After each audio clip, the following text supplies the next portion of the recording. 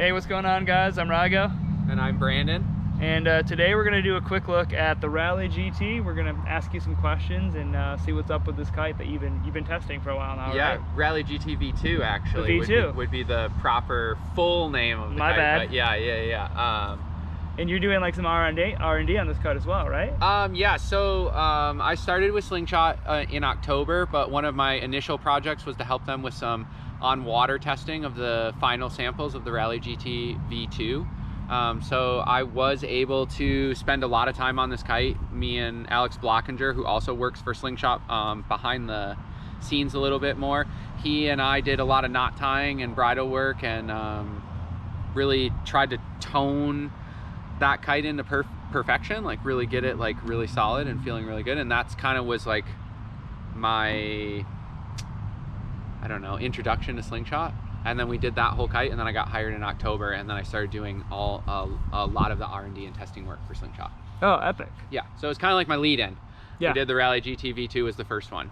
That's cool, man. Yeah. So you're definitely the person to ask to about this kite and kind of get the intel. Yeah, yeah, it's definitely have some inside intel for sure. So I guess, I mean, who would you say this, like, who is the target person that you're trying to get on this kite, or at least you're trying to cater to with this kite? Does that person exist? Is that a thing? Yeah, I mean, I like to think of kites more in the way that their features and how they benefit the user in the end, rather than thinking like, oh, this is for a free rider or this is for an intermediate person. I find the kite has a lot of admirable qualities for people that may be advanced riders, and also some admirable qualities for somebody that's a beginner. But there's one thing for sure, no matter how good or bad you are at kiteboarding, like a kite that relaunches really easy is only going to make your life easier, whether you're crashing all the time or you're just crashing your kite because you're trying to water start. So there's a lot of like DNA in that kite that is, I would say, purpose built for an intermediate kiteboarder. You know, easy relaunch, ton of range, power on demand, like responsive turning, but not like really twitchy, you know? Mm-hmm. And I think all of those things can be applied from intermediate all the way up to an advanced rider. Just kind of depends on the type of kiteboarder you are and the type of person that you like and how you like your kites to feel. Right, and I would say this is like Slingshot's take as well on the more modern kite design that everybody's been after for a while, which was that 3-strut platform, which I think you actually helped innovate way back in the day, no less. But that's like what's big is the faster, lighter, and the old Rally was obviously like an old style design that was really kind of fading into obscurity. So the Rally GT was obviously a pretty smart like way to go. What can we expect with like the second version? Like any special sauce or big changes? Yeah, so one of the big ones was a leading edge diameter reduction. So that's going to allow the kite to push a little bit further to the edge of the wind window. So for some people, the kites got a little throttly in the first version, meaning there wasn't like a lot of D-power. It was a very solid bucket of power.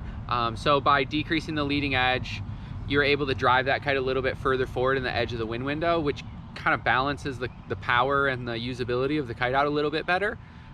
It also made the kite a little bit faster because the smaller leading edge is a little bit faster, and it also made the kite a little bit lighter because obviously less Dacron, less bladder material. So it kind of benefited in 3 ways from that LE reduction. There was additionally some bridle work done. So on the 7 and up into the bigger sizes, there's actually now a sliding pulley on the bridle, which allows again for more articulation or change in the angle of attack of the kite, which I guess a layman's term means there's more range in the throw of the bar, meaning you have more D-power, and the kite is more responsive when you're pulled all the way in because the bridle position is allowed to kind of move and turn. We found that in the 7 and lower, the original bridle that was on the kite was really supporting the leading edge shape, and in the higher wind situations it actually outperformed the sliding bridle. No kidding. So at that kind of like line, there's a deviation in the bridle structure. Just because we felt that the current 6, especially the 6 meter, we ride small kites a lot in the gorge, and the 6 meter was just miraculous, and with the sliding pulley it was good, but it wasn't quite as good as the original, so why change something if it's way better? But the larger sizes benefited immensely from that bridle change, giving them better response at the edge of the wind window, more power range, and a more like dynamic bar feel. So do you do a lot of like kite loops and like hooked in jumps with this kite then normally, or like what are you using this kite for yourself? Yeah, honestly, you know, I've used it for foiling. I used it snow kiting a lot. It was really fun snow kiting because it's just so much power and so easy to relaunch. Nice. And like, I occasionally use it for jumping. And then, yeah, I've had a couple massive days on the water testing the smaller sizes, you know, just to put them through their paces. And the 7-meter loops with the best of them. And it's kind of, it's a little bit softer. I feel like the RPX is a pretty big spike when you loop. You just get like pulling really, shot out of the cannon really hard. Where this one was a little bit more progressive. And I found myself, I went back and forth between the 8 RPX and the 7 Rally GT V2 at Rooster Rock one windy day, and I was like blown away at how much fun I was having looping the 7-meter. Yeah, really good. Okay, that's a good point to know. Yeah, I feel like, you know, when you start talking about like, oh, this is a kite for intermediate people are like, oh great, that means I can just like mow the lawn with this thing. It scares some people, yeah. Yeah, it's got a really good feel on the bar. It might be one of my favorite kites in the line, honestly. I mean, I've ridden the SST and the RPX obviously, and then I work in R&D, so we're always working on future things, but I still, when I'm like, man, what kite should I ride today? I still like that one's always right in the top. Like, it's just like a no-brainer, you know? No, that makes perfect sense. Yeah. Well, I appreciate it. It looks like we're hitting like 6 minutes here. So, I mean, I feel like I understand the kite better. If you guys have any questions, just ping us in the comments. If you found the video helpful, give it a thumbs up. Don't forget to hit the subscribe button, and we'll catch you next time.